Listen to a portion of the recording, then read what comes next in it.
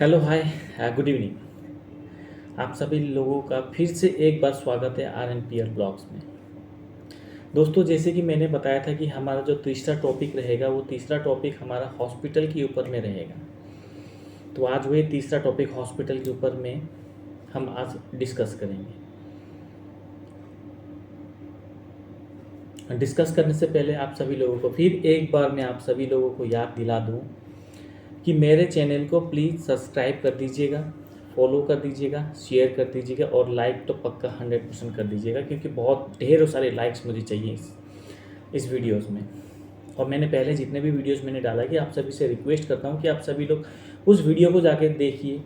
उस वीडियो में आप अपना जो भी डिसीज़न होता है, जितने भी आप लोगों ने सोचा है या मतलब जिस तरीके से वीडियो बनना है या कुछ पॉइंट्स मिसिंग हुए हैं, तो आप मुझे कमेंट बॉक्स में आप डेफिनेटली मुझे बताइए कि ये चीज़ मिस आउट हुआ, इसके ऊपर में भी डिस्कस होना चाहिए था। आप कमेंट बॉक्स में मुझे कमेंट में लिख के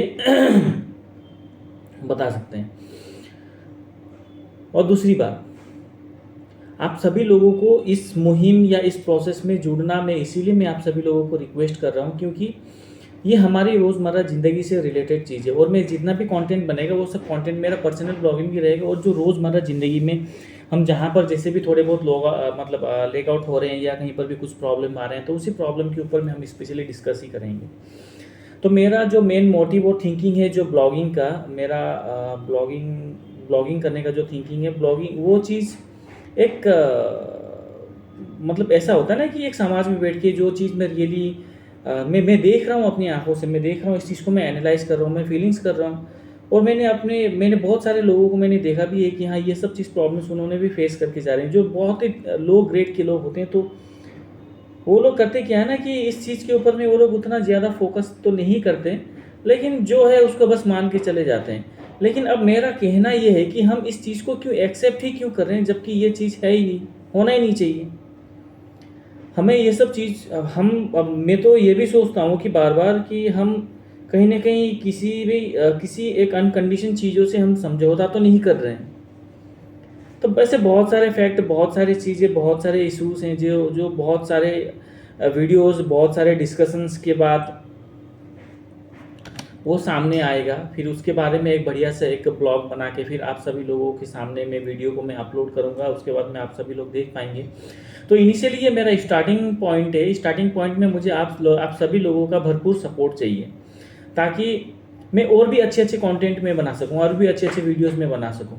और इस वीडियो के माध्यम से जितने भी लोग हमारे साथ जुड़ेंगे, उन सभी लोगों से भी एक ही रिक्वेस्ट है कि आप भी अब खामोश मत बैठिए, क्योंकि अब खामोश बैठने का ज़माना है ही नहीं। आप भी आइए, फ्रंट फेस में आइए, आप सभी लोग आइए, चीज़ों को रखिए, वीडियो के माध्यम से चीज़ों को रखिए, लोगों को आगाह करिए इस चीज़ों के बारे में। और इसके ऊपर डिस्कस होना भी बहुत ज़रूरी है। तो चलिए दोस्तों, आज का जो टॉपिक है वो टॉपिक है हमारा हॉस्पिटल। यानी कि हम हॉस्पिटल के ऊपर में आज पूरा बिल्कुल भरपूर डिस्कस करेंगे, क्योंकि ये जो टॉपिक है, ये जो इशू है ना, बिल्कुल सीरियस इशू है। इस इशू को भी हम लोगों ने कहीं ना कहीं नज़रअंदाज करके रख दिया है।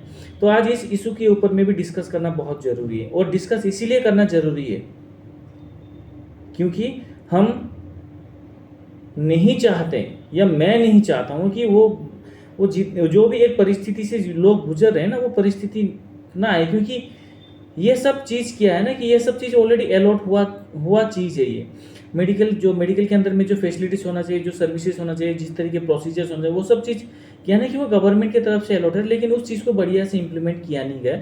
आज बिल्कुल इसी के ऊपर में हम लोग एक डिस्कस करेंगे। तो चलिए दोस्तों, ब्लॉगिंग को स्टार्ट करने से पहले फिर आप सभी लोगों को मेरा नाम मैं बता देता हूँ। मेरा नाम राजू छेत्री है और मैं RNPR ब्लॉग्स के फाउंडर, या आप मुझे ऑनर भी मुझे बोल सकते हैं, कोई दिक्कत नहीं है। तो इसी टॉपिक को लेके आज हम फर्स्ट पॉइंट पे हम डिस्कस करेंगे। फर्स्ट पॉइंट हमारा जो डिस्कशन होगा कि difference between private hospitals and government hospitals, यानी कि प्राइवेट हॉस्पिटल और गवर्नमेंट हॉस्पिटल में डिफरेंसेस क्या है। सबसे पहले तो हम इस चीज़ में हम डिस्कस करेंगे। तो चलिए सबसे पहले तो मैं गवर्नमेंट हॉस्पिटल का बात में बोलता हूँ आपको। गवर्नमेंट हॉस्पिटल का बात क्या होता है। गवर्नमेंट हॉस्पिटल में तो आप सभी लोग गए हैं, सभी लोगों ने ट्रीटमेंट भी लिया हुआ है, सभी लोग इस चीज़ से वाकिफ़ भी हैं कि गवर्नमेंट हॉस्पिटल में किस तरीके का ट्रीटमेंट होता है। आप लोग मुझे कमेंट बॉक्स में कमेंट करके ज़रूर बताइएगा कि गवर्नमेंट हॉस्पिटल के अंदर में जो भी ट्रीटमेंट होता है, आर यू रियली सेटिस्फाइड? आप सच्ची में इस चीज़ को लेके आप बिल्कुल खुश हैं? आप बताइएगा ज़रूर कमेंट करके, क्योंकि जब तक आप लोग कमेंट नहीं करेंगे तब तक मुझे पता नहीं चलेगा। तो आप मुझे कमेंट करके ज़रूर बताइए, क्योंकि हर एक व्यक्ति का कमेंट के ऊपर मैं रिप्लाई करूँगा। तो कमेंट करके ज़रूर बताइएगा। मेरा फर्स्ट क्वेश्चन ये है कि गवर्नमेंट हॉस्पिटल में जो ट्रीटमेंट होता है बिल्कुल क्या सही है क्या? अब मैं आपको बता दूँ, तेजपुर क्षेत्र के रीजन में जितने भी गवर्नमेंट हॉस्पिटल है, not only in Tezpur, in Sonitpur district के अंदर में जितने भी, क्योंकि मैं वही सोनीतपुर डिस्ट्रिक्ट से मैं बिलोंग करता हूँ, तो सोनीतपुर डिस्ट्रिक्ट के अंदर में जितने भी गवर्नमेंट हॉस्पिटल्स हैं, मैं आपको सच्ची बात मैं आपको बोल रहा हूँ, कोई एक व्यक्ति ऐसा नहीं है कि उसने खुद बाहर निकल के आके बोला कि सर गवर्नमेंट हॉस्पिटल का ट्रीटमेंट बहुत अच्छा है, बहुत ही अच्छा है sir, I am really happy, I am really satisfied. एक व्यक्ति मुझे दिखा दीजिए। गवर्नमेंट हॉस्पिटल में सबसे पहले तो क्या रेस्पॉन्स इतना गंदा है, इतना गंदा रेस्पॉन्स है। मैं तो गवर्नमेंट से रिक्वेस्ट करना चाहूँगा कि उन लोगों को आप लोगों ने नौकरी दे दिया, उन लोगों को नौकरी मिल गया, ठीक है, अब वो ढंग से अगर नौकरी नहीं कर सकते, ढंग से रेस्पॉन्स नहीं कर सकते, तो उनको उन पोस्ट पे रखा क्यों है? उनको निकाल दीजिए। रखने का तो कोई फायदा नहीं है, उनको निकाल दीजिए। अब एज सुन एज पॉसिबल उनको आप निकाल दीजिए, क्योंकि ये लोग सोचते हैं क्या कि ये हम इस पोस्ट में अब हम बैठे ना, हम इस जगह के हम मालिक हैं। वो लोग भूल चुके हैं वो उस जगह के मालिक नहीं, उस जगह के वो एक कर्मचारी हैं, यानी कि उनका काम है सर्विस प्रोवाइड करना। अगर सर्विस प्रोवाइड करने में अगर उनको दिक्कतें आ रही हैं तो उनको जॉब देना क्यों है? उनको निकाल दिया जाए सबसे पहले। तो सबसे पहले नंबर 1 पॉइंट। और जितने भी नर्सेस गवर्नमेंट हॉस्पिटल के अंदर में, जितने भी नर्सेस, मैं स्पेशली मैं टारगेट करके मैं बोल रहा हूँ कि जितने भी नर्सेस यहाँ पर काम कर रहे हैं, वो लोग पता नहीं खुद को इतना डॉक्टर से भी या 3-4 गुना बड़ा समझते हैं वो लोग। उनका रेस्पॉन्स सबसे घटिया होता है, सबसे गंदा रेस्पॉन्स, सबसे घटिया। और बात करने का तो कोई तमीज ही नहीं आता उनका, बिल्कुल भी तमीज नहीं है। अगर मेरा बात अगर आप लोगों को अगर गलत लग रहा है तो आप अपना भेजिए, अपना इंस्पेक्शन के लिए कोई एक डिपार्टमेंट से लोगों को भेजिए, देखिए, इंस्पेक्ट कराइए, चीज़ों का वीडियो बनाइए, देखिए, आप लोग खुद एनालाइज करिए। उसके बाद में मेरे वीडियो के साथ आप लोग इस चीज़ को मैच करके देखिए। अब नंबर 2 पॉइंट में देखिए, इस चीज़ को मैं ज़्यादा मैं डायरेक्टली मैं टारगेटेड करके मैं इसलिए मैं बोल रहा हूँ क्योंकि मुझे पता है ये सब चीज़ हो रहा है,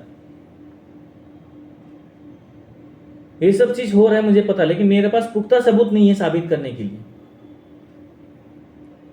लेकिन जो हो रहा है उसको, उसी चीज को लेकर मैं यहाँ पर मैं डिस्कस कर रहा हूँ। मैं अभी भी इस वीडियो के माध्यम से मैं बता रहा हूँ कि मेरा इस वीडियो बनाने का मोटिव मुझे किसी को हर्ट करना या किसी को नीचा दिखाना, ऐसा कुछ नहीं। लेकिन जो हक है, जो हकीकत है ना, हकीकत को मैं बयां कर रहा हूँ कि हाँ, ये सब चीज़ें प्रॉब्लम्स हो रही है, ये सब चीज़ प्रॉब्लम हो रहा है, और इसके ऊपर में कोई भी डिस्कस करना नहीं चाहता, और कोई भी इसके ऊपर में डिस्कस आज तक किसी ने किया ही नहीं। और नंबर 3 पॉइंट्स में उन डॉक्टर्स को लेके भी मैं कमेंट में बोलना मैं चाहूँगा, मैं इन सभी डॉक्टर्स को लेके भी मैं ये चीज़ मैं बोलना चाहूँगा। अगर आपका जॉब, अगर गवर्नमेंट जॉब के अंदर में आपका जॉब है, तो आप गवर्नमेंट हॉस्पिटल के अंदर में आप लोग ओपीडी वहाँ पर करते हैं, लेकिन उसके बाद में पेशेंट को बाहर खींच के लेके आ जाते हैं और प्राइवेट हॉस्पिटल में उनका ट्रीटमेंट होता है। क्यों होता है? मैं अभी बोल रहा हूँ, मेरे पास पुख्ता सबूत नहीं है। जिस दिन पुख्ता सबूत होगा ना, उस दिन वीडियो के माध्यम से पूरा का पूरा वीडियो अपलोड कर दूंगा मैं। गवर्नमेंट हॉस्पिटल के अंदर में जितने भी डॉक्टर्स ओपीडी करते हैं, ओपीडी करते वक्त ही वो लोग पेशेंट को बाहर प्राइवेट हॉस्पिटल के लिए वो लोग डील करके छोड़ देते हैं। तो प्राइवेट हॉस्पिटल में उनका ऑपरेशन होता है, ट्रीटमेंट होता है, सब चीज़ बाहर ही हो जाता है, खाली ओनली ओपीडी होता है गवर्नमेंट हॉस्पिटल में। गवर्नमेंट हॉस्पिटल में क्या ओटी नहीं है? गवर्नमेंट हॉस्पिटल में क्या नर्सेस लोग नहीं है? गवर्नमेंट हॉस्पिटल में वो सारी सुविधाएं नहीं है जो सुविधाएं प्राइवेट हॉस्पिटल्स में है।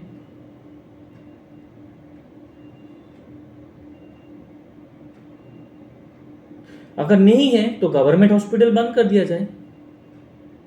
एक गवर्नमेंट हॉस्पिटल बनाने के लिए, जैसे कि हमारा जो सोनीतपुर डिस्ट्रिक्ट के अंदर में जो एक बड़ा हॉस्पिटल है वो टीएमसी, टुमुकी मेडिकल कॉलेज, कितना करोड़ रुपए तो खर्च कर दिया होगा। उतना पैसा करोड़ रुपए खर्च करने के बाद में अगर प्राइवेट हॉस्पिटल रिलेटेड अगर आपके पास ट्रीटमेंट ही नहीं है तो उस हॉस्पिटल को रख के फायदा क्या है? अगर कोई भी पेशेंट को अगर बाहर प्राइवेट हॉस्पिटल में जाकर ट्रीटमेंट कराना पड़ता है, अब डॉक्टर खुद प्राइवेट हॉस्पिटल में पेशेंट्स को अगर खींच के लेके जाके प्राइवेट हॉस्पिटल में उनका ट्रीटमेंट कराते हैं, तो what is the use of keeping that medical college?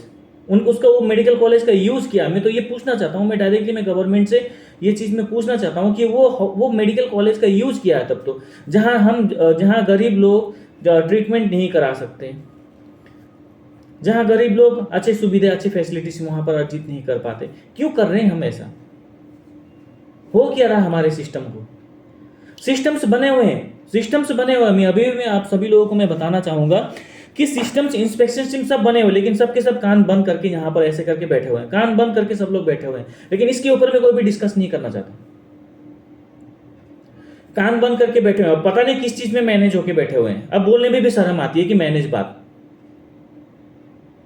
अब तो मुझे ये चीज बोलने में भी शर्म आती है। भाई अगर आप लोग अपने डिपार्टमेंट के अंदर में अगर काम करके खुश नहीं है तो छोड़ दीजिए, निकल जाइए ना, दूसरे किसी को चांस दीजिए। फालतू में जगह को क्यों, सिस्टम को क्यों ब्लॉक करके रखे हुए हैं आप लोग ने? एक एक जगह पे ब्लॉक करके रखे और बंदा काम नहीं कर रहा है।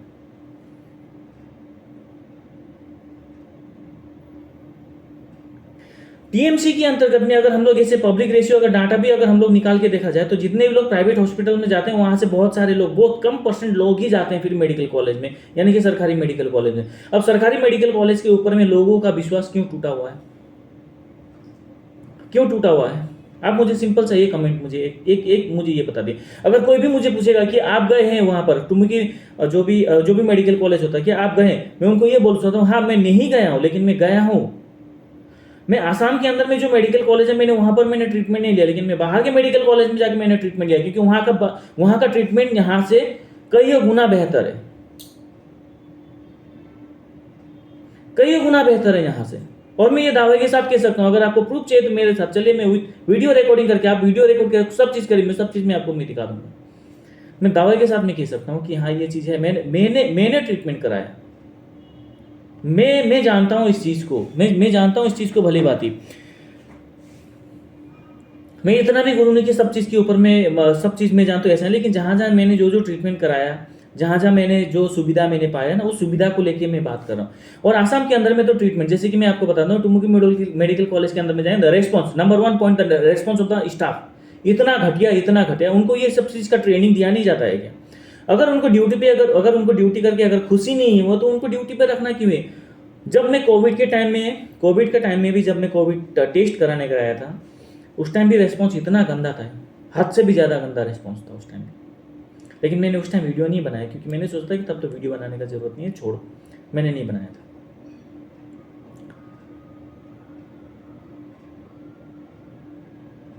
लेकिन अभी क्या हो रहा है ना कि ये सब चीज़ देख देखे ना कहीं ना कहीं मैं खुद फ्रस्ट्रेशन हो जाता हूँ, भाई मैं ये क्या कर रहा हूँ, मैं क्यों नहीं बना रहा हूँ ये चीज़ को, मैं क्यों लोगों तक क्यों नहीं पहुँचा रहा हूँ। एक तो वहाँ का नर्स का जो सिस्टम तो पूरा टोटली कोलैप्स है वहाँ पर। वहाँ कोई, मैं बोला ना कि respect, give respect and take respect का जो एक प्रोसीजर होता है ना, जो हॉस्पिटैलिटी लाइन पे जो एक हॉस्पिटल में ना, give respect and take respect, वो तो बिल्कुल है नहीं, जीरो है, जीरो है, जीरो। मैं तो बता दूंगा कि अगर उनका रेटिंग अगर मुझे करना पड़े ना, तो रेटिंग तो मैं उनको माइनस में देके मैं चला जाऊंगा। इतना गंदा रेस्पॉन्स है, बिल्कुल है ही नहीं, बिल्कुल भी है नहीं। ऐसा नहीं कि सब डॉक्टर्स बुरे हैं, मैं ऐसा भी नहीं बोल रहा हूँ, कोई डॉक्टर्स अच्छे हैं, वो चीज़ों को समझते हैं, रेस्पॉन्सिबिलिटी के साथ काम करें, लेकिन कोई डॉक्टर तो क्या कर रहे हैं, अब बोलने में भी शर्म आता है। It has become a very huge business. मैं तो कल ही बोल चुका हूँ कि दोनों sectors, there are 2 sectors in all over world अभी जो कि सबसे हाईएस्ट लेवल में चल रहे हैं, जिनमें लॉसेस होने का चांसेस ही नहीं है। एक हो गया स्कूल और दूसरा हो गया हॉस्पिटल। अगर कोई भी गवर्नमेंट एम्प्लॉय अगर बाहर प्राइवेट में भी आके काम करता है, कुछ भी करता है, तो फिर उसको प्राइवेट में जाने दिया जाए ना, उसको गवर्नमेंट में क्यों रखना है, गवर्नमेंट प्रोसीजर के अंदर में क्यों रखना है? उसको वॉलंटियर रिटायरमेंट उसको दिया जाए, या तो उसको सस्पेंड कर दिया जाए, रखना क्यों है उसको? अगर गवर्नमेंट हॉस्पिटल में बैठ के अगर वो सर्विस प्रोवाइड करने में अगर उसको दिक्कतें आती हैं, तो उनको रखना ही नहीं है वहाँ पर, मेरे हिसाब से। ये एज पर माई थिंकिंग, ये मेरा थिंकिंग है। मैं खाली इसमें एक अपनी टिप्पणी में दे रहा हूँ, लेकिन ऐसा नहीं कि मैं जो बोलूँगा वही काम होना है। मैं खाली अपना फ्रस्ट्रेशन, यानी कि जो चीज़ों के कारण से ना, मतलब मेरा एक दिमाग ख़राब होकर बैठा हुआ था, तो उस चीज़ के ऊपर मैं डिस्कस कर रहा हूँ। मुझे अच्छा नहीं लगता ये सब चीज़ मुझे देख के। कोई doctors privately government job resign करके प्राइवेट में एनी टाइम 24 आवर्स अगर उसी में फिक्स है, तो उनके लिए मेरा कोई वो नहीं है। मुझे दिक्कतें मुझे उन लोगों से हैं जिन लोगों को गवर्नमेंट का भी पोर्टफोलियो चाहिए, गवर्नमेंट प्रोसीजर के अंदर भी पोर्टफोलियो चाहिए और प्राइवेट में भी चाहिए उनको। ऐसा क्यों कर रहे हैं, क्यों कर रहे हैं ऐसा? हम सभी लोग तो ये सोचते थे कि डॉक्टर तो भगवान होता है, लेकिन यहाँ तो चीज़ें उल्टा दिख रही हैं, उल्टा दिख रहा है यहाँ पर चीज़ें। अभी ये तो हो गई एक बात, ठीक है ना। अब दूसरा बात मैं आपको बताता हूँ। मेडिकल जो टेस्ट होता है, जितने भी टेस्ट होते हैं, ब्लड टेस्ट हो गया, यूरिन टेस्ट हो गया, सीटी स्कैन वगैरह सब चीज़ें, मैं गवर्नमेंट से मैं रिक्वेस्ट में करना चाहूँगा कि हर कोई हॉस्पिटल को एक रेट बना के दिया जाए कि आप इस रेट में ही आप बिल काटेंगे या पर्चा काटेंगे, इसके ऊपर में आप कोई नहीं, कुछ भी ज़्यादा नहीं काट सकते। हर कोई हॉस्पिटल का डिफरेंट रेट है। क्यों है? तो कोई बोलता है कि नहीं वो हॉस्पिटल बहुत ज़्यादा डेवलप है, उसमें बहुत ज़्यादा खर्चा है, उसका ज़्यादा, तो उसमें हम करें क्या?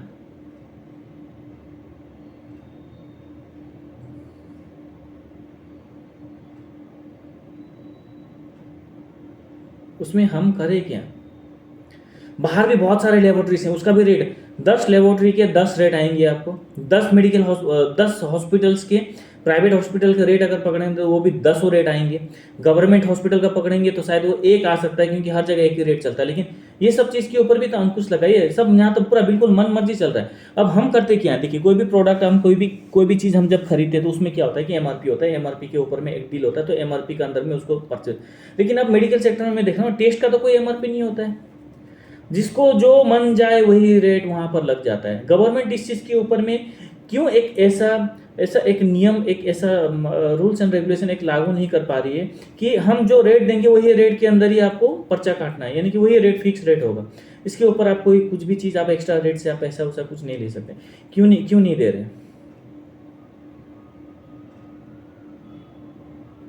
और हॉस्पिटल्स के अंदर में इतना गंदगी, मैं बोला ना कि हॉस्पिटल के अंदर इतना गंदगी होता है ना। कोई हॉस्पिटल तो बहुत वेल अच्छे से मेंटेन करे, कोई हॉस्पिटल ना, तो वो इंस्पेक्शन टीम वहां पर कर क्या रहे हैं, वो जाके हॉस्पिटल को चेक क्यों नहीं कर रहे? मैं आपको बता दूं कि 700 रुपीज़ में ओयो को होटल सबसे मस्त होटल मिल जाता है। 1200 रुपीज़ में तो आप AC लगा के मस्त रूम मिल जाता है। हॉस्पिटल्स में 1200-1300 तो रूम इतना गंदगी, मतलब पूरा टोटली बास आ रहा होता है रूम से।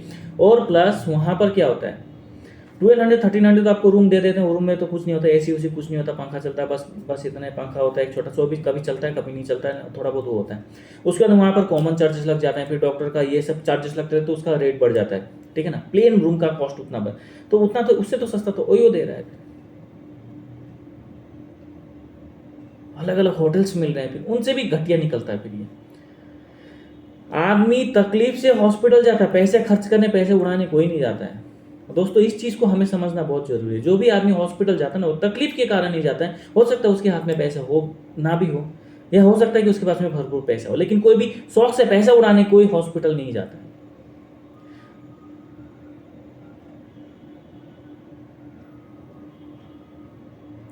कोई भी नहीं जाता। और यहाँ पर सबसे बड़ी बात क्या है पता है, कि यहाँ पर ना पेशेंट्स लोगों को गलत मतलब ये क्या ट्रीट किया जाता है, गलत तरीके से उनको ट्रीट किया जाता है। उनका जो एक होता है ना कि हॉस्पिटल स्टाफ का एक सिंसियर एक वो पोजीशन होता है ना, वो टाइप का यहाँ पर नहीं है। कुत्ते बिल्ली के जैसे यहाँ पर ना एक बिहेव किया जाता है। एक दो तो प्राइवेट हॉस्पिटल्स भी, मैं उनका नाम नहीं लूंगा, उन्होंने तो मेरे सामने ही एक पेशेंट अपना पैसा खर्चा करके वहां पर डिलीवरी करा, सीजरिंग केस है उसका, आपको मैं बताऊं सीजरिंग केस है उसका। और जहां पर उसने पेशेंट को एडमिट करके उसका बगल में जो आपका हैमर जो होता है, जैक हैमर से लेके वो ड्रिलिंग हो रहा था वहां पर। तो पेशेंट आके नीचे कंप्लेन किया, बोला कि बच्चा अभी जस्ट पैदा हुआ है, इतना बड़ा आप लोगों ने नॉइज पोल्यूशन यहाँ पर लगा के रख दिया है, हाँ इसको आप बंद करें, मुझे बहुत तकलीफ हो रहा है। तो वो हॉस्पिटल का ऑनर आके क्या बोल दिया पेशेंट को, बोला कि यू आर ए होपलेस। किस्मत अच्छा था वो हॉस्पिटल का जो ओनर था ना, हॉस्पिटल का ओनर ने अगर मुझे नहीं बोला होपलेस, अगर मुझे बोलता ना, चाहे जितना भी बुढ़ा हो, जितना भी जाए ज्यादा सीरियस मतलब सीनियर सिटीजनशिप हो, मैं उसको वहीं पर मैं चांटा मार देता, गाल में मैं चांटा मारता। मैं पैसा दे के मैं हॉस्पिटल में आया हूँ, और पैसा दे के मैं सर्विस खरीद के मैं यहाँ से सर्विस में ले रहा हूँ, मैं फ्री में नहीं ले रहा था सर्विस वहां पर, बोल के मैं ऐसा बोल के उसको मैं चांटा मारता था। लेकिन उसका किस्मत अच्छा था, उसने मेरे साथ नहीं किया ऐसा।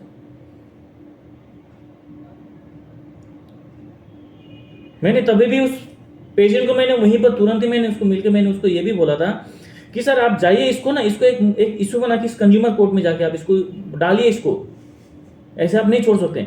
ये नहीं छोड़ सकते। तो ऐसे जैक हैमर से ड्रिलिंग बहुत बड़ा एक साउंड होता है ड्रिलिंग का, लेकिन ये टॉपिक अलग है। ये मेरा जो मुद्दा है वो अलग है, ये टॉपिक अलग है। खाली इसमें छोटा सा एक डेफिनेशन मैंने दिया कि पेशेंट लोग को यहाँ पर किस तरीके का ट्रीट किया जाता है, ये होता है यहाँ पर। और दूसरा चीज मैं आपको बताता हूँ, देखिए हॉस्पिटल्स हैं, अब तेजपुर में और एक, तेजपुर टाउन के अंदर में और एक हॉस्पिटल है, नाम नहीं बताऊंगा, मैं आपको बता दूंगा। 4th फ्लोर में उसका एक टोटली पेशेंट का एक बेड लगा हुआ है, लेकिन 4th फ्लोर का इमरजेंसी एग्जिट नहीं है। और सिस्टम में बैठे हुए लोग पता नहीं क्या कर रहे हैं, मुझे पता नहीं कितना पैसा लिया आप लोगों ने इस ये हॉस्पिटल से। मैं डायरेक्टली मैं पूछना चाहता हूं कि आप लोगों से ये, अगर ये चाहे वो म्यूनसिपलिटी के होंगे या गवर्नमेंट के कोई भी अथॉरिटी होंगे या गवर्नमेंट के लोग यहाँ पर इन्वॉल्व करने को, मैं डायरेक्टली मैं क्वेश्चन करूंगा कि आप लोगों ने कितना पैसा लिया उस हॉस्पिटल से। 4th फ्लोर में इमरजेंसी एग्जिट नहीं है और वहां पर आप लोगों ने वहां पर उसको हॉस्पिटल सेटअप करने का परमिशन दे दिया। आप लोगों ने कितना पैसा लिया आप लोगों ने उस हॉस्पिटल से? डायरेक्ट क्वेश्चंस मैं पूछना चाहूंगा, डायरेक्टली क्वेश्चंस, और आप सभी लोग भी पूछिएगा, क्योंकि हॉस्पिटल में इमरजेंसी एग्जिट होना बहुत जरूरी है। कुछ भी कारण से अगर हॉस्पिटल में ऊंच नीच अगर हो जाए, 3rd फ्लोर तक उसका इमरजेंसी एग्जिट है, 4th फ्लोर में उसका इमरजेंसी एग्जिट नहीं है, 3rd फ्लोर तक अगर आग लग जाता है तो 4th फ्लोर का पेशेंट कैसे निकलेगा बाहर? 4th फ्लोर से ऊपर नीचे कूदेगा पेशेंट? इमरजेंसी एग्जिट तो रखना है ना। हॉस्पिटल में fire extinguishers, fire training, fire equipments कुछ भी नहीं है। इतना रिस्की वाइज से हॉस्पिटल चल रहा है, पूरा का पूरा सिस्टम इस चीज के ऊपर में क्यों इंस्पेक्शन नहीं करता? कितना पैसा लिया हुआ सिस्टम ने इस हॉस्पिटल से? क्यों नहीं इंस्पेक्ट क्यों नहीं करते और इस हॉस्पिटल को इमीडिएटली सीज क्यों नहीं करते? दुख की बात तो यह है कि हॉस्पिटल जहां पर बना हुआ है वो टोटली कमर्शियल कॉम्प्लेक्स भी नहीं है, वो डोमेस्टिक कॉम्प्लेक्स है। वो पहले उसका घर था, घर के ऊपर में वो अपना नर्सिंग होम बना के चालू कर दिया उसने अपना काम, छोटा छोटा करते करते बड़ा के वहां पर टोटली इतना बड़ा सा एक वो कर दिया। और वो हॉस्पिटल का खुद का आगे में खुद का पार्किंग है, उसका अपोजिट, उसका जो आगे में जहां पर जो उसका लैंड है, उस लैंड में जहां पर वो पार्किंग यूज कर रहा है, वो that is also a government property and he is using this land from last many years.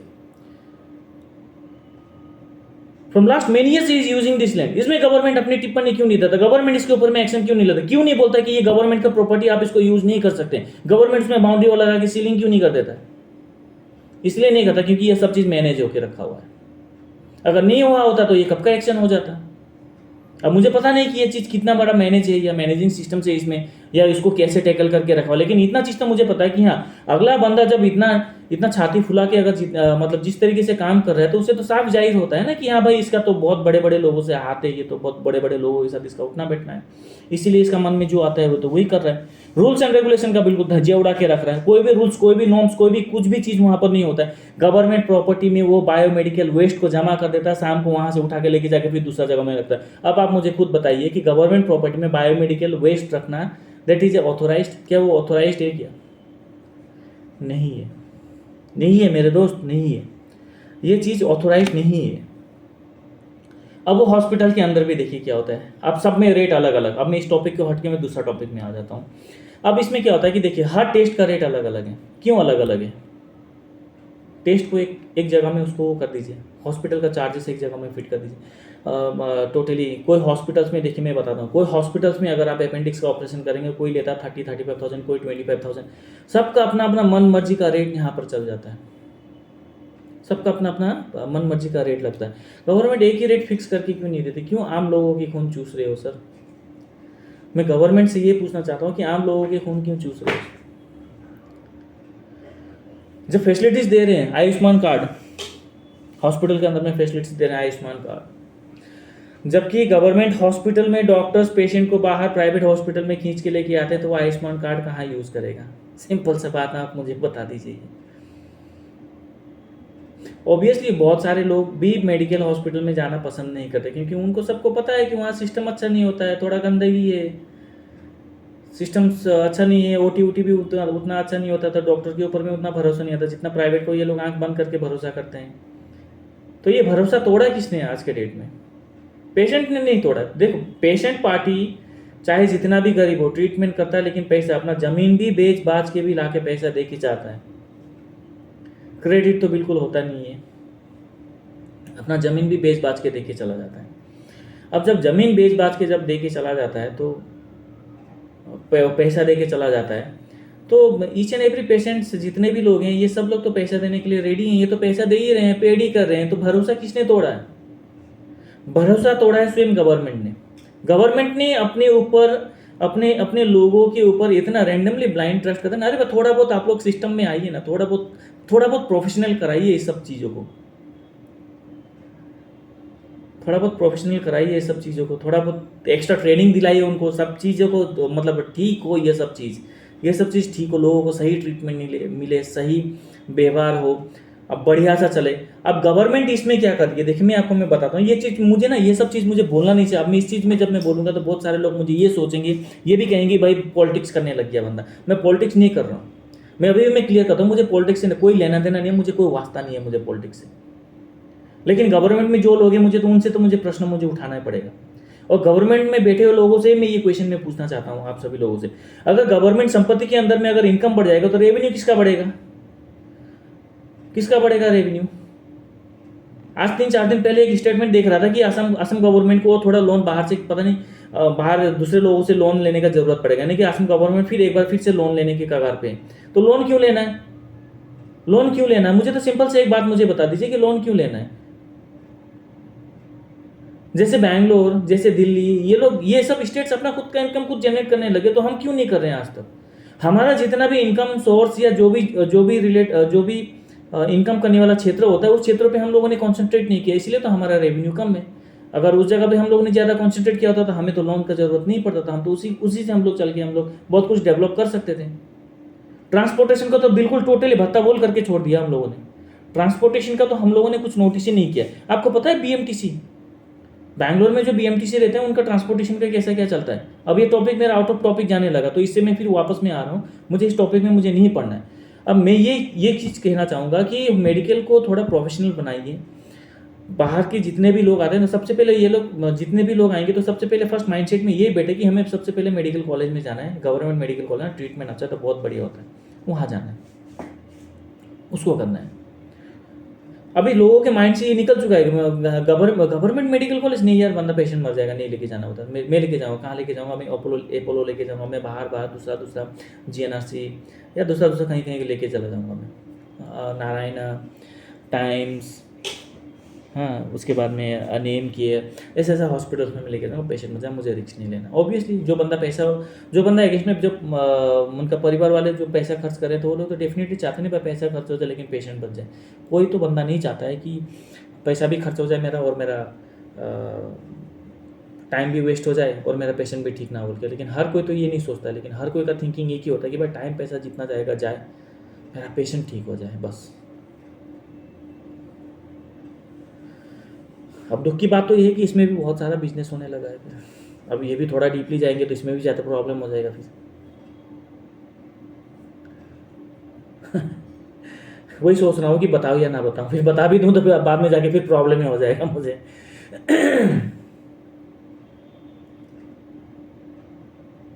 तो डीपली ना जाऊँ वही ठीक रहेगा, डीपली जाना ज़्यादा ठीक नहीं रहेगा।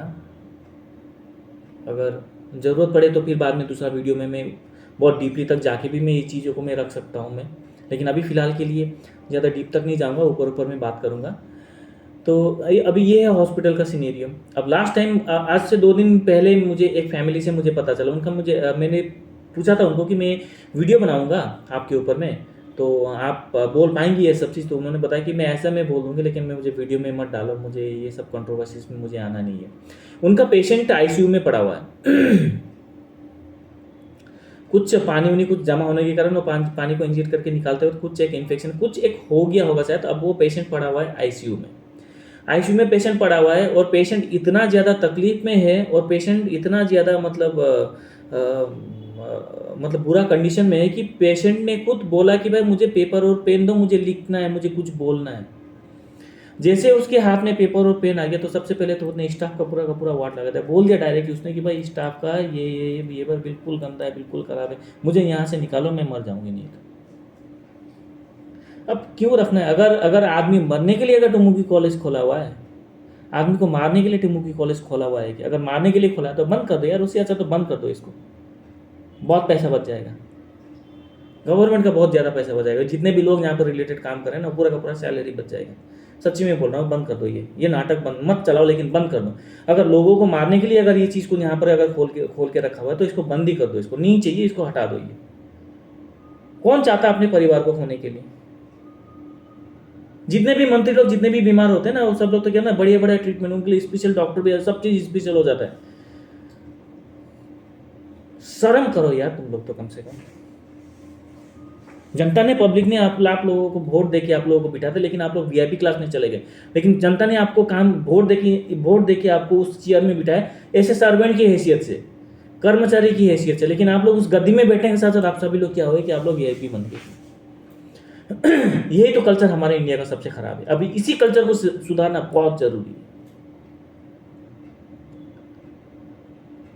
एजुकेशन सिस्टम्स के ऊपर कल जो मैंने बोला उसकी चीज़ में उसके ऊपर में आप लोग वीडियो देखिएगा, कमेंट करिएगा। आज हॉस्पिटल के ऊपर में मैं बोल रहा हूँ, उस चीज़ को भी आप लोग देखिएगा।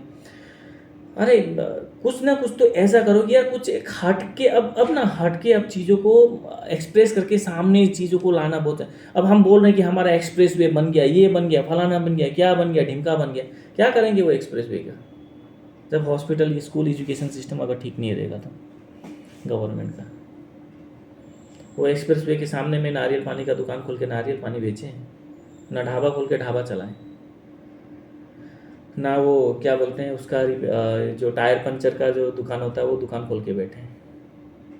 सब चीज़ होगा, नारियल भी बेचेंगे, टायर भी खुलेगा, सब चीज़ होगा, लेकिन आदमी तो जिंदा रहेगा तो सब चीज़ कर लेगा। अगर आदमी जिंदा नहीं रहेंगे तो कैसे करेंगे।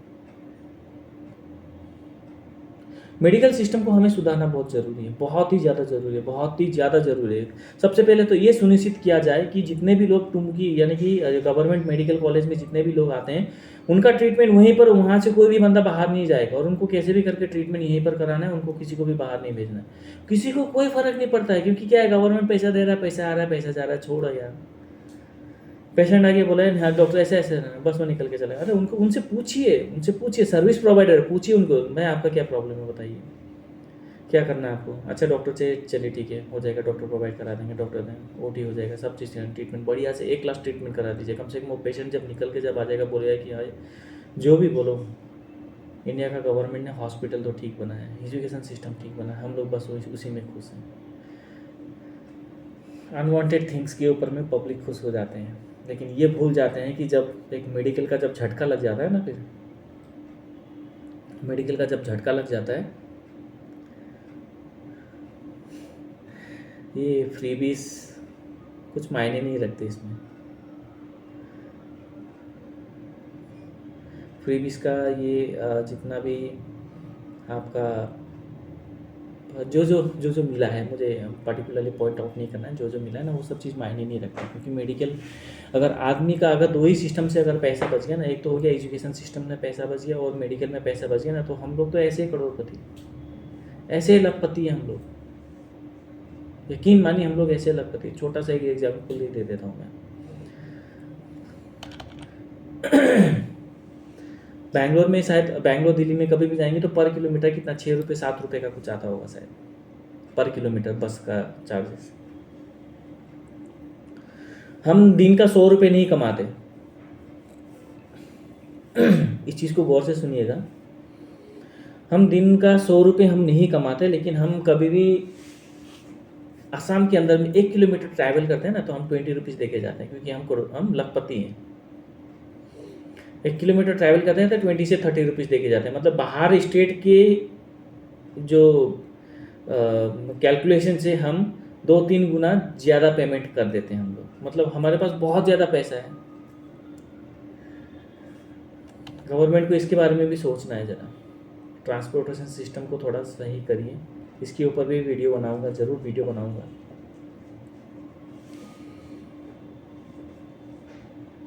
अब दूसरे स्टेट में पर किलोमीटर 6 रुपीज़ 7 रुपीज़, पहले तो 3 रुपये समथिंग था, बढ़ के तो मान के चलो 7 8 10 रुपये हो गया। चलो तो हम तभी 50% तो हम ज़्यादा ही दे रहे हैं ना, 10 का 10 ही दे रहे हैं। कहाँ 50%, 100% ही ज़्यादा है, 10 का 10 ही ज़्यादा है। देखिए 20 का भी कभी 30 भी ले लेते हैं।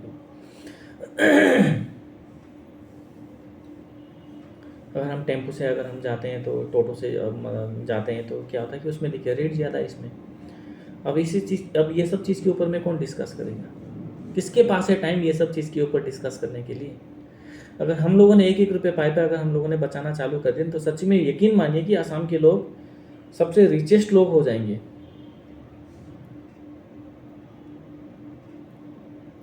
अब असम में जितना इनकम नहीं है, अब लोगों के पास असम में जितना इनकम नहीं है उससे ज़्यादा तो अभी खर्चा है, इसलिए तो सब लोग नीचे झुके पड़े हुए हैं। आर्थिक स्थिति इंडिविजुअल फैमिली का उतना अच्छा नहीं है। जिसके पास है, जिसके पास नहीं है बिल्कुल भी नहीं है। वो मिडिल क्लास तो कभी है कभी नहीं है, मतलब ये सब नो के बीच में वो चलते रहते हैं। तो मेडिकल सिस्टम के ऊपर में अगर हम लोगों ने पैसा बचा दिया तो बहुत ज़्यादा पैसा हमारा बच जाएगा। एजुकेशन सिस्टम में अगर हम लोगों ने पैसा बचा दिया तो बहुत सारा पैसा हमारा बच जाएगा। और दूसरा चीज़ मेडिकल में मुझे और एक चीज़ मुझे यहाँ पर नोटिस हुआ, मेडिकल में क्या नोटिस हुआ है कि आजकल आईसीयू एक ट्रेंड बन चुका है। अब मुझे पता नहीं, देखिए मैं डॉक्टर नहीं हूँ, मैं अभी मैं बोल रहा हूँ कि मैं डॉक्टर नहीं हूँ, लेकिन पता नहीं क्यों मुझे एक आईसीयू मुझे ना आजकल एक ट्रेंड बनने लग गया। मतलब ये ट्रेंड है। मतलब आजकल जैसे कि बच्चा ठीक 18+ हो गया तो उसके पास फेसबुक का आईडी, इंस्टा का आईडी होना ज़रूरी हो गया। ऐसे ही मतलब पेशेंट जैसे हॉस्पिटल में एंट्री हो गया तो उसको एक ना एक बार तो आईसीयू जाना ही पड़ेगा।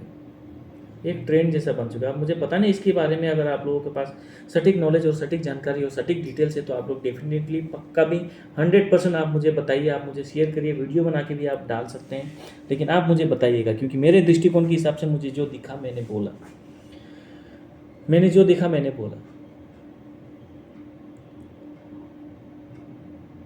खाली एक ही चीज़ अगर हम एक अच्छे नागरिक अगर हम अच्छे नागरिक हैं और अच्छे नागरिक के तौर से अगर इस चीज़ों को हम सीरियसली लेंगे तो हमारा मकसद एक ही बनना है कि हमें स्कूल और हॉस्पिटल्स को हमें बिजनेस बनने नहीं देना है, बिजनेस बनने देना है। हमें रोकना है इन सभी लोगों को, क्योंकि अगर हम इन लोगों को नहीं रोकेंगे तो ये कल जाके बहुत ही ज़्यादा बड़ा और एक क्लैश हो जाएगा। लेकिन अगर आज हमने इनको रोक दिया तो कहीं ना कहीं मुझे ये लगता है कि बहुत सारे लोग इससे बच जाएंगे। तो हमें बिजनेस लेवल पे हमें बात नहीं करना है इनसे। हॉस्पिटल से आप लोग सर्विस प्रोवाइडर है, उसके अगेंस्ट में पेमेंट करें तो आप उसी हिसाब से आप लोग ट्रीटमेंट है। इसको बिजनेस थ्योरी से लिया मत, लेने के लिए हम इसको उतना वो नहीं करेंगे। हम इसको दे नहीं सकते इनको कि आप इसको बिजनेस थ्योरी से आप लोग ले लीजिए, इस चीज़ों को ऐसा करिए। तो जिस दिन ये ज़्यादा बिजनेस से भी और ज़्यादा कॉर्पोरेट लाइंस कॉर्पोरेट होने लग जाएगा ना, आज तो छोटा सा एक बिजनेस है, वो बिजनेस चला, जिस दिन ये कॉर्पोरेट लेवल तक में पहुंच गया फिर उसके बाद तो फिर हम कहीं और ही चला जाएगा सिचुएशन। उसके बाद तो यही होगा, जिसके पास पैसा है ना वही बचेंगे, जिसके पास पैसा नहीं है वो मर जाएंगे, ख़त्म हो जाएंगे। और जब जिसके पास पैसा नहीं वो जब मर जाएंगे, जिसके पास पैसा हो ना बोलेगा वही कि पैसा नहीं था इसलिए मर गया। हमें ये नहीं करने देना है, हमें रोकना है इस चीज़ों को। और जितने भी लोग हैं हमारे अंडर में, सबसे पहले तो गवर्नमेंट से रिक्वेस्ट करूँगा कि गवर्नमेंट ने जो कार्ड आप लोगों ने बनाया उसको एक ऐसा रूल्स बना दीजिए कि उसको कोई भी, या तो वो प्राइवेट हो या तो गवर्नमेंट हो, हर कोई हॉस्पिटल में वो एक्सेप्ट होना ही है, उसको एक्सेप्ट करना ही पड़ेगा। या तो प्राइवेट हो या तो गवर्नमेंट हो, कुछ भी हो, लेकिन उसको एक्सेप्ट करना ही पड़ेगा। ये चीज़ आप लोग कर दीजिए प्लीज़। मैं आप लोगों से रिक्वेस्ट है, मेरा गवर्नमेंट से मेरा रिक्वेस्ट है कि आयुष्मान जो कार्ड का या जो सीनेरियो है उसको खाली लिमिटेड हॉस्पिटल तक इसको मत रखिए, इसको पूरा ओपन कर दीजिए, पूरा टोटली ऑल ओवर इंडिया का कोई भी हॉस्पिटल में इसको ये एक्सेप्टेबल है, ये करा दीजिए। ये करा दीजिए। अगर इतना भी अगर आप लोगों ने करा दिया तो बहुत बड़ा एक टास्क कंप्लीट हो जाएगा, यानी कि और उसके बाद में और दूसरा टास्क भी फिर धीरे धीरे होगा, क्योंकि एक ही दिन में तो जो चीज़ ख़राब होकर बैठा हो एक ही दिन में इसको सुधार भी नहीं सकेंगे, इसको सुधारने के लिए भी फिर टाइम लगेगा। तो अभी फ़िलहाल अगर ये भी कर देंगे तो इससे बहुत कुछ हो जाएगा। और दूसरा चीज़, जितने भी स्टाफ्स होते हैं आप लोगों के, इसको ना इन लोगों को एक क्वार्टरली एक एग्ज़ाम ऐसा कुछ ट्रेनिंग लिया जाए, जाके इन लोगों को अच्छे मैनर्स सिखाया जाए, ताकि ये लोग मैनर्स से पेशेंट लोगों को ट्रीट कर सकें। इसमें बिल्कुल सिंपल सा एक फंडा है कि give respect and take respect, यानी कि if you give a respect आपको भी फिर वही सेम रेस्पेक्ट आपको रिटर्न भी आता है। तो ये लोग रेस्पेक्ट नहीं करते, और इतना तीखा इतना कड़वा बात नहीं करना है। मेडिकल लाइन में कोई भी बंदा कुछ भी बीमार अगर छुपा भी देता है तो उसको हमारा फर्स्ट प्रेफरेंस हमारा क्या बनता है कि हमारा फर्स्ट प्रेफरेंस ये बनता है उनको कि पहले तो उसका क्या प्रॉब्लम है उसका सटीक डिटेल से जानकारी लिया जाए। बहुत सारे डॉक्टर्स मैंने ऐसे भी देखा हुआ है कि कोई तो इतना ज़्यादा फ्रेंडली हो जाते हैं और उसके अंदर से ना पूरा टोटली उसका क्या प्रॉब्लम है क्या नहीं, पूरा टोटली बढ़िया से बातचीत करते करते निकाल के उसका पूरा टोटली डिटेल्स ले लेते हैं। लेकिन कोई डॉक्टर इतने रूड टाइप के होते हैं कि फिर वो लोग ना ज़्यादा बात भी करना नहीं चाहता पेशेंट से। वो पेशेंट ने बोल दिया कि ऐसा ऐसा, हाँ ठीक है ठीक है ठीक है ठीक है ठीक है, बस बस बस अपना काम चालू, धरा धरा काम चालू हो गया। तो मैं डॉक्टर्स का बात नहीं बोल रहा हूँ, लेकिन जितने भी स्टाफ्स हैं, स्टाफ्स लोग को जैसे कि सबसे पहले तो डील स्टाफ से करेंगे। पहले पूछेंगे सर आपका क्या प्रॉब्लम है, क्या इशू है सर आपका, आप करना मतलब आप क्यों हॉस्पिटल में आए, और बाकी कुछ प्रॉब्लम है कि आपको पहले कुछ बीमार था। ये पूरा का पूरा टोटली एक डिटेल्स निकाल के उन लोगों से, कोई कोई तो पेशेंट छुपा देते हैं, कुछ कुछ बीमार जानबूझ के छुपा देते हैं। तो उनसे पहले फ्रेंडली होकर ये सब चीज़ पूरा बढ़िया से निकाल के, और उनके पास इको फ्रेंडली सिस्टम्स का एक जोन हो जाए सबसे पहले तो वहाँ पर। रूड बिहेवियर वालों अगर वो लोग खुद को अगर वो लोग चेंज नहीं कर पा रहे हैं तो प्लीज़ रिक्वेस्ट है उन सभी लोगों को सस्पेंड ही कर दिया जाए, उनको मत रखिए, सस्पेंड कर दिया जाए। क्योंकि उनको मौका मिला था, उनको मौका मिला था इंसान होके इंसानियत को सेवा देने के लिए। लेकिन जब वो लोग नहीं सुधर रहे हैं तो उनको रख के फ़ायदा नहीं, उनको निकालना ही बेहतर है। सबसे पहले तो इनको मैनर्स के बारे में इनको बढ़िया से इनको ट्रेनिंग दिया जाए। और दूसरा चीज़, इनको क्या ट्रेनिंग दिया जाए, इनको नहीं, इनके वहाँ पर जो जितने लोग भी काम करते हैं ना, कि काम के अंदर में कोई मतलब बड़ा छोटा नहीं होता है, सब इक्वली हैं और सब लोग को इक्वली देखना, चाहे वो हाउसकीपिंग हो, चाहे वो नर्स हो, चाहे डॉक्टर, कोई भी हो। डॉक्टर को कभी ये सोचना नहीं है कि वो भी हाउसकीपिंग है, वो सिस्टर्स है, और सिस्टर्स को भी ये कभी सोचना नहीं कि वो डॉक्टर है। ऐसा सबसे पहले तो हम इंसान हैं और हम क्या कर रहे हैं, हम इंसानियत का सेवा कर रहे हैं। सबसे पहले ये उनका माइंड में, थिंकिंग में ये घुसा देना है। अगर ये घुस गया तो बाद बाकी सब इक्वली सब चीज़ क्या हो जाएंगे, सब लोग एक नज़र से एक दूसरे को देखना चालू कर देंगे। तो हमारा फर्स्ट मकसद ही वही रहेगा कि सब लोगों को एक ही नज़र से देखें, दूसरे नज़र से ना देखें। क्योंकि हॉस्पिटल कोई बंदा शौक से नहीं आता है, मौज मस्ती करने नहीं आता है। दुख होता है, दर्द होता है, परेशानी से घिरा हुआ होता है, बीमार होता है, कुछ इमरजेंसी केसेस होते हैं, तो उस कारण से हॉस्पिटल, नहीं तो कोई हॉस्पिटल कौन आना चाहता है, हॉस्पिटल कौन आना चाहता है बोलिए। जहाँ पर जो लोग ड्यूटी कर रहे हैं उनको छोड़ के दूसरा कोई हॉस्पिटल आना पसंद करता नहीं करता ना। वो तो जब बेबस होता है तब जाके हॉस्पिटल आता है, नहीं तो हॉस्पिटल आना किसी को भी पसंद नहीं है, ना मुझे ना आपको, किसी को भी पसंद नहीं है। तो ये मेनर्स के बारे में थोड़ा बहुत अगर उनको हम लोग सिखा भी देंगे तो थोड़ा बहुत डेवलपमेंट तो हॉस्पिटल हो जाएगा, जहाँ तक मेरा मानना है। तो आप सभी लोग इस वीडियो को जितना हो सके उतना शेयर करा दीजिएगा, इतना शेयर करा दीजिए कि इस वीडियो बहुत सारे लोगों के पास पहुँचे, बहुत सारे लोग यही सोचें कि हाँ, जो डिस्कशन हो रहा है, जो भी बात मैं बोल रहा हूँ या जो भी बात मैंने देखा है, जो भी बात मैंने अभी तक खुद एनालाइज़ किया हुआ है, तो उसके ऊपर भी मैंने ये डिस्कस किया हुआ है। तो मैं अपनी बातें में रख रहा हूँ, मैं किसी का बात लेके मैं यहाँ पर नहीं रखूँ, मैंने खाली अपना बात ही रखा है। तो उसी बात को मद्देनज़र रखते हुए सभी लोगों से मेरा एक ही रिक्वेस्ट, एक ही दरख्वास्त मैं करूँगा कि प्लीज़ चैनल को इतना फॉलो कर दीजिए, और चैनल को इतना सब्सक्राइब कर दीजिए, और चैनल को इतना ज़्यादा शेयर भी कर दीजिए कि लोगों तक ये सब चीज़ पहुँचे, और लोगों को भी लगे कि हाँ चलो ठीक है, सही थे। अगर आप सभी लोग डिस्कशन में बैठना भी चाहते हैं, देखिए मेरा बिल्कुल छोटा सा सेटअप है। मैं अभी जो भी रिकॉर्डिंग कर रहा हूँ मेरा मोबाइल से कर रहा हूँ, मेरे पास ऐसा कैमरा वैमरा ऐसा कुछ भी नहीं है, मैं अभी ऑन उसमें मैं बता रहा हूँ। अगर डिस्कशन में भी बैठना चाहते हैं तो हम फिर ऐसे भी हम डिस्कशन हम बैठ सकते हैं। डिस्कशन में बैठने के बाद सब चीज़ में फिर ऐसे में उसको मैं एडिटिंग करके मैं वीडियो में अपलोड भी कर दूँगा। अगर कोई बंदा मेरे साथ डिस्कशन में बैठना चाहता है तो definitely you are welcome, you are most welcome, आप भी बैठ सकते हैं डिस्कशन में। और इस चीज़ों के ऊपर में और थोड़ा डीपली अगर हम थोड़ा बहुत डिस्कस भी करेंगे तो ताकि लोगों को पता भी चले, और हमारा काम ये है कि सोशल मीडिया इन्फ्लुएंसर बोला जाता है। सोशल मीडिया इन्फ्लुएंसर क्या चीज़ है? सोशल मीडिया इन्फ्लुएंसर ये सब चीज़ है ना कि जो मेरे अपने दृष्टिकोण से देखिए, मुझे ना मैं किसी को गलत नहीं बोलूँगा, और मुझे कोई हक भी नहीं है किसी को गलत बोलने के लिए। सोशल मीडिया इन्फ्लुएंसर अगर मेरे नज़रिए से देखा जाए तो मैं क्या कर रहा हूँ, मैं कितना बड़ा हूँ, मुझे उससे वो मेरे लिए नहीं है। लेकिन मेरा जो इन्फ्लुएंसर सिस्टम है ये है कि मैं कितने लोगों को इस चीज़ों के बारे में मैं आगाह कर रहा हूँ, और कितने लोग मुझे देख के चीज़ों को सुधर रहे हैं और उसी हिसाब से काम कर रहे हैं। ये भी नहीं बोलूँगा कि मैंने जो बताया बिल्कुल ऐसा ही काम करना है, ऐसा भी बिल्कुल नहीं है।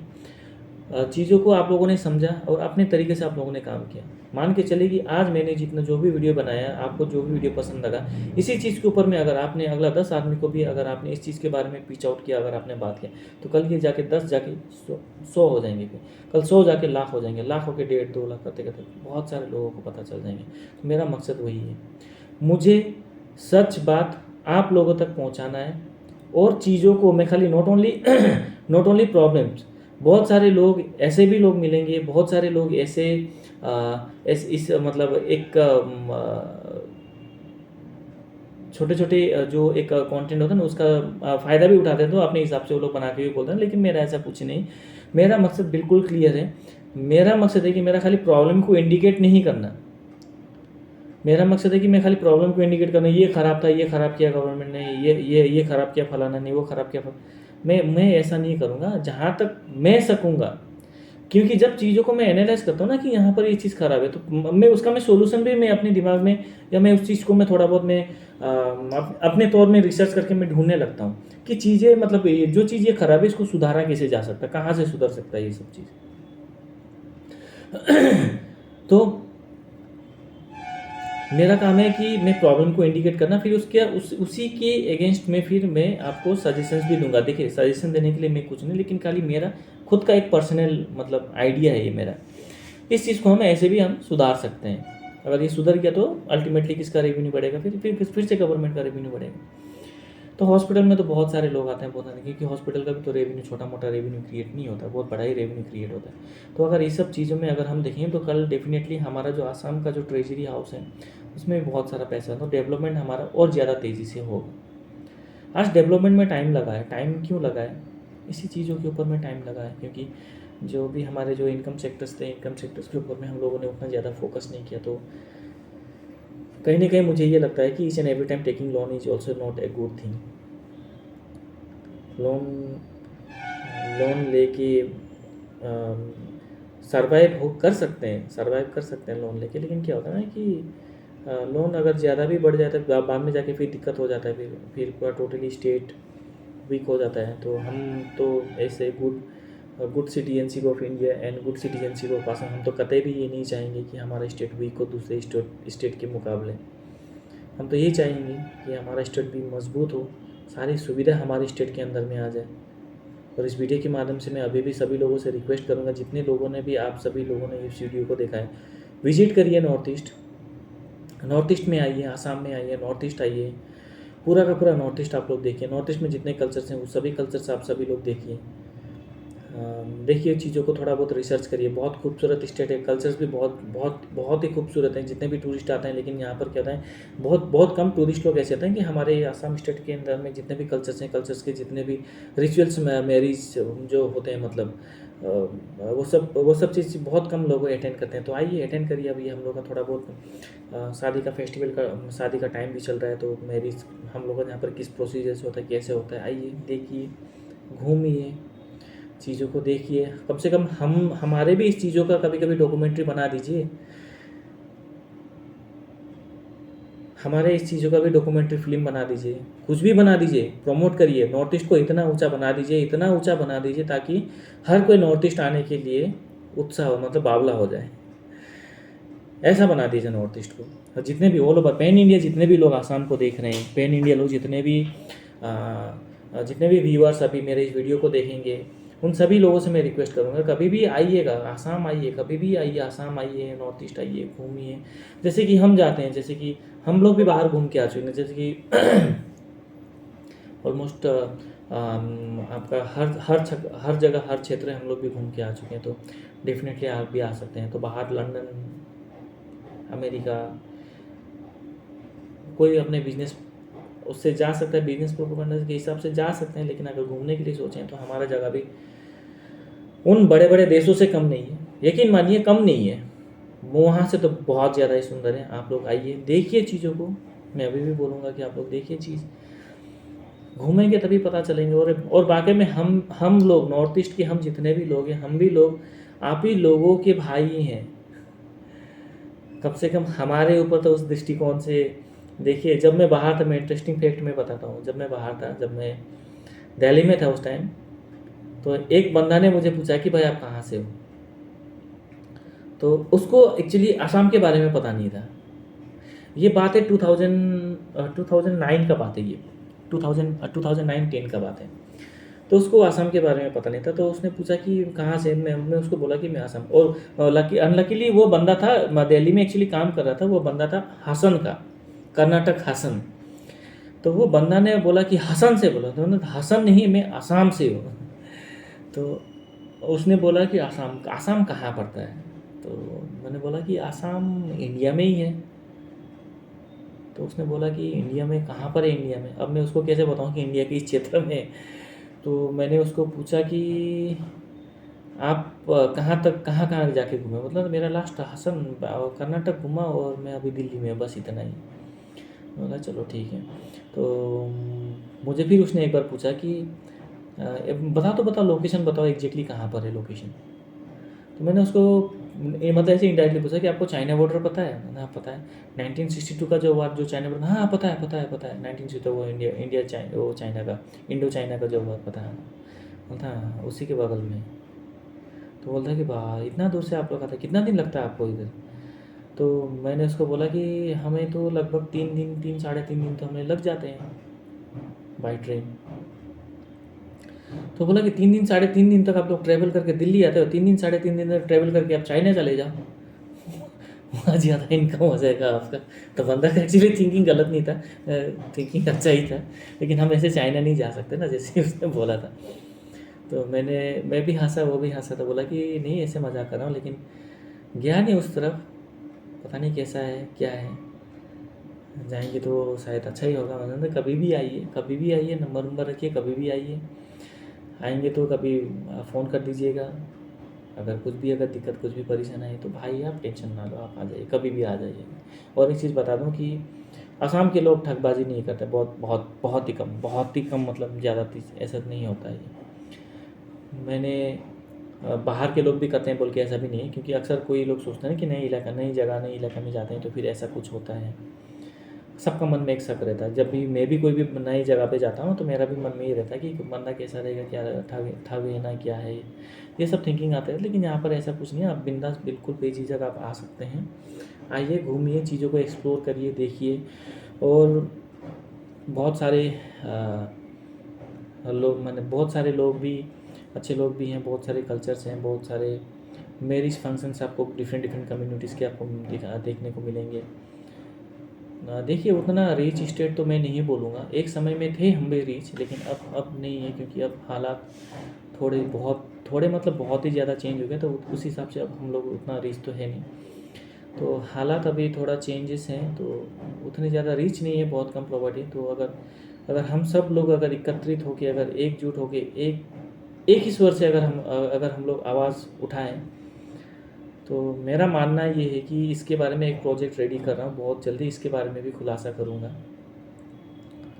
तो अगर एक स्वर में अगर सब लोग एक ही आवाज़ में अगर सब लोग ने आवाज़ बुलंद कर दिया, तो हमें प्रॉपर्टी, इंडिया को प्रॉपर्टी से हटाने के, मतलब प्रॉपर्टी लेवल से ऊपर लेके आने के लिए टाइम नहीं लगेगा, ये बिल्कुल भी टाइम नहीं लगेगा। इस चीज़ को मैंने एनालाइज इसलिए किया क्योंकि हम लोगों का जब हमारा जब मंदिर जब उद्घाटन हुआ था, अयोध्या का जब मंदिर उद्घाटन, तो उसमें इतना ज़्यादा डोनेशन, इतना ज़्यादा फंड आ चुका था। तो वो सब चीज़ देखे ना, एक्चुअली मन बड़ा प्रसन्न हो गया। देख के बहुत अच्छा लगा कि लोगों में अभी भी एकता और एकजुट है। लोग चाहेंगे तो सब चीज़ हो सकता है। अगर सब लोगों ने अगर चाहा, तो ये जो एक गरीबी लाइन है ना हमारा, इस गरीबी लाइन को हम मात्र 10 साल के अंदर में गरीबी को हम टोटली इंडिया से उखाड़ के फेंक देंगे, बिल्कुल टोटली कोलैप्स ख़त्म कर सकते हैं। ओनली 10 ईयर्स का प्रोजेक्ट है ये, खाली 10 साल में हम इसको पूरा टोटली ख़त्म कर सकते हैं इसको। लेकिन इस प्रोजेक्ट को मैं एक्चुअली अभी खुलासा नहीं करूँगा, लेकिन मैं थोड़ा बहुत स्टडी करूँ, थोड़ा बहुत रिसर्च करूँ, थोड़ा बहुत वो भी कर रहा हूँ। इस चीज़ को लेके भी मैं वीडियो बनाऊँगा। और डेफिनेटली अगर गवर्नमेंट के पास अगर कभी भी मौका मिले इस चीज़ों को रखने के लिए, तो डेफिनेटली है, मैं आगे हूँ इस चीज़ को रखने के लिए, क्योंकि काम ही है हमारा। क्योंकि अगर सब लोग मिल के अगर प्रॉपर्टी लाइन को ख़त्म कर दें और गवर्नमेंट को अपना काम करने दें, तो सोचिए कि इंडिया किस लेवल पे जा सकता है। गवर्नमेंट का फोकस प्रॉपर्टी लाइन से अगर हम लोग हटा के गवर्नमेंट को बोलते हैं कि सर आप खाली अब ऊपर जाने का प्रक्रिया के हिसाब से आप लोग काम करिए, ये जिम्मेवारी हम लेते हैं। या अब कोई भी एक डिपार्टमेंट बना के दे दीजिए, उस डिपार्टमेंट ये चीज़ को हैंडल करेगा, अब आप इस दिशा पे काम करें। तो उनको इस चीज़ को हटा के अगर उनको खाली उस तरफ फोकस कर दिया जाए, तो सोचे कि भारत को बदलते देर नहीं लगेगा। इसको हम लोग तुरंत ही हम बदल सकते हैं। मात्र 10 साल लगेंगे इसमें, 10 साल लगेंगे दोस्तों, यकीन नहीं है ना, 10 साल लगेंगे, 10 साल में सब कुछ चेंज हो जाएगा। तो चलिए दोस्तों, ऐसे डिस्कशंस के लिए चैनल को बिल्कुल सब्सक्राइब कर दीजिएगा और मत भूलिएगा चैनल को सब्सक्राइब करने के लिए। चैनल को सब्सक्राइब करें, क्योंकि आप लोग जितना मुझे सपोर्ट करोगे मेरा उतना ही आत्मबल यानी कि मेरा मनोबल उतना ही ज़्यादा स्ट्रॉन्ग होगा और मैं ऐसे बढ़िया बढ़िया कंटेंट में आप लोगों के पास लेके आता रहूँगा। और जब भी कंटेंट लेके आऊँगा या कुछ भी लेना, ऐसे कई सारी नई नई चीज़ें भी लेके आ जाऊँगा जिसमें आप सभी लोग भी सोचें कि हाँ यार, कभी भी हम लोग ने पहले सोचा नहीं है, ऐसा भी हो सकता है, ये भी हो सकता है। ऐसे कई सारे प्रोसेस है, बहुत सारे चीज़ें हैं जिसके ऊपर में हमें डिस्कस करना है। क्योंकि जब तक हम डिस्कस नहीं करेंगे, जब तक हम डिस्कस नहीं करेंगे, जब तक हम खुल के आगे नहीं आएंगे, तब तक तो क्या होगा, चीज़ें वहीं पर सिमट के रह जाएंगी। तो हमें चीज़ों को सिमटने नहीं देना है और ऐसे गुड इंडियंस, ऐसे गुड सिटीजनशिप अपने स्टेट के लिए, अपने इंडिया के लिए हमें एकजुट होकर आगे आना है। और एकजुट हम तभी आ पाएंगे जब हमारे मन विचार एक होंगे। हमें एकजुट होकर आना है और हमें इस क्षेत्र में हमें इतने सारे लोगों को आगे लेके जाना है और इतना बढ़िया से हमें काम करके जाना है और इंडिया को उस लेवल से ऊपर थोड़ा लिफ्ट अप करने में मुझे आप सभी लोगों का सहायता चाहिए, आप सभी लोगों का प्यार चाहिए, आप सभी लोगों का सपोर्ट चाहिए, ताकि मैं थोड़ा और डीपली इस चीज़ों में जाके, गहराई तक जाके थोड़ा बहुत चीज़ों को मैं पढ़ पाऊँ या चीज़ों को मैं थोड़ा बहुत रिसर्च कर सकूँ। और करने के बाद फिर मैं आप सभी लोगों के साथ फिर वीडियो के माध्यम से फिर से मैं जुड़ूंगा। तो आज इस वीडियो को हम यहीं पर समाप्त करते हैं। हॉस्पिटल का बिल्कुल छोटा सा 2-3 पॉइंट लेके बात किया है। अगर चाहते हैं तो फिर इसके ऊपर में फिर डीपली जाके फिर वीडियो भी बनाया जाएगा, लेकिन उतना डीपली शायद जाने का ज़रूरत पड़ेगा नहीं। तो कल का जो हमारा टॉपिक रहेगा, कल का टॉपिक हमारा रहेगा इंडियन आर्मी के ऊपर में। तो हम कल इंडियन आर्मी के ऊपर में हम ज़्यादा टाइम नहीं लेंगे कल, लेकिन इंडियन आर्मी का 2-3 पॉइंट्स है, वो पॉइंट्स के ऊपर में डिस्कस करना भी बहुत ज़रूरी है। दुख लगता है क्योंकि इंडियन आर्मी के हिसाब से अगर चीज़ों को देखा जाए तो दुख इसलिए भी लगता है कि इंडियन आर्मी कौन है। इंडियन आर्मी हमारे वो जवान हैं जो हमारे लिए तत्पर रहते हैं एनी टाइम बॉर्डर में, हमारे लिए गोली खाने के लिए भी रेडी रहते हैं, घर परिवार सब चीज़ छोड़ के हमारे लिए एनी टाइम रेडी रहते हैं। तो हम कहीं ना कहीं उनके लिए भी छोटा मोटा एक वीडियो बनाएंगे, और उनका जो भी 1-2 परेशानी है उस परेशानी को भी डेफिनेटली डिस्कस करेंगे। वो चीज़ आप सभी लोगों के पास भी मैं रखूँगा। तो ये सब चीज़ जानना भी ज़रूरी है। खाली 2-3 पॉइंट से बस उनको ना उसको वो सब पॉइंट्स को ना हम नज़रअंदाज कर देते हैं। दुख लगता है। कल मैं इस चीज़ के बारे में बढ़िया से मैं डिस्कस करूँगा। तो चलिए तो हम इस वीडियो को यहीं पर समाप्त करते हैं। समाप्त करने से पहले और एक बार आप सभी लोगों को याद दिला दूँ, RNPR ब्लॉग्स को सब्सक्राइब करना ना भूलें और बिल्कुल सब्सक्राइब कर दीजिएगा। और सब्सक्राइब करने के साथ साथ लाइक, शेयर और फॉलो भी कर दीजिएगा, ताकि मुझे और सपोर्ट मिले आप लोगों से और मुझे और ढेर सारा प्यार मिले आप लोगों से, ताकि मैं इस तरीके का वीडियो और मैं बना सकूं। तो थैंक यू सो मच। मिलते हैं कल आपसे फिर। Thank you so much next blog में। और जाने से पहले और एक बार बता दूं आप लोगों को, RNPR ब्लॉग्स भूल मत जाना आप लोग।